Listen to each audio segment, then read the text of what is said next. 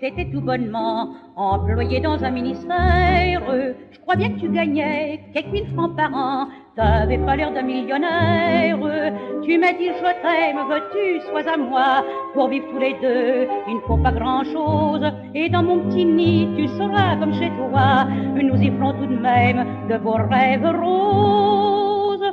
Un roman d'amour, ça commence toujours par de belles promesses. Un soir de printemps, quand on a 20 ans, on veut une maîtresse.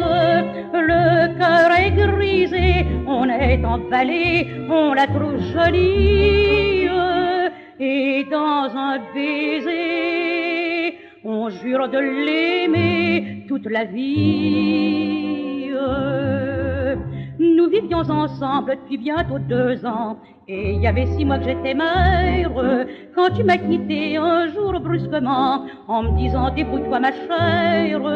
T'avais de l'ambition, tu voulais te marier, ça te gênait beaucoup d'avoir un collage. Tu m'as sacrifié sans hésiter, pour faire une lâcheté, l'homme a du courage.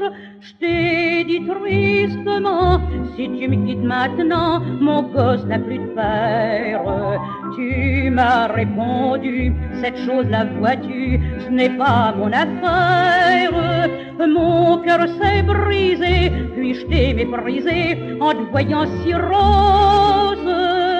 Je suis partie de chez toi, emmenant avec moi mon pauvre gosse. 10 ans sont passés, tu m'écris maintenant, tu me dis que t'as des remords de conscience. Tu viens me proposer de m'enlever mon enfant pour assurer son existence.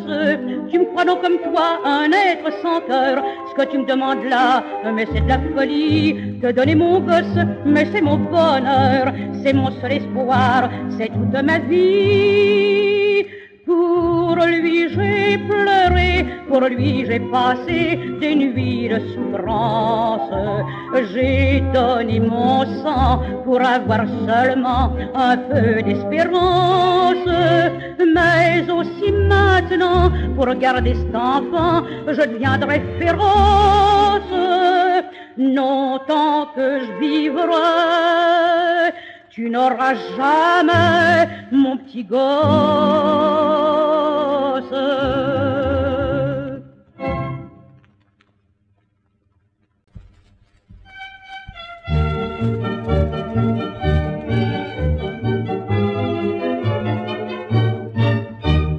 Riches ou pauvres, quoi qu'on fasse sur la terre, notre existence est une chose éphémère, et des pendules, le tic-tac incessant, semble nous dire tout passe avec le temps. Voici l'enfant qui vient de venir au monde, sa mère penchée vers sa petite tête blonde, vers la pendule placée près de son lit, jette un regard et soucieuse se dit: si l'on pouvait arrêter les aiguilles au cadran qui marque les heures de la vie, nos petits-enfants, si mignons, si gentils, grandiraient pas pour déserter leur nid. Lorsqu'à 20 ans, un jour ils se marient, sans un regret, ils partent et vous oublient. Et les mamans dont ils brisent l'espoir, pensent on voudrait près de soi toujours les voir. Restez petits, garçons ou petites filles, si l'on pouvait arrêter les aiguilles. Dans les campagnes ainsi que dans les villes, règne le calme et chacun vit tranquille, sans se douter qu'un orage gronde au loin pour bouleverser la paix du genre humain. Un peu partout, en Europe, en Afrique, les noirs dessous de l'infâme politique sèment la guerre, horreur de tous les temps, que nul ne peut arrêter pourtant. Si l'on pouvait arrêter les aiguilles au cadran qui marque les heures de la vie, on n'entendrait plus le tocsin sonner pour enlever nos fils à leur foyer.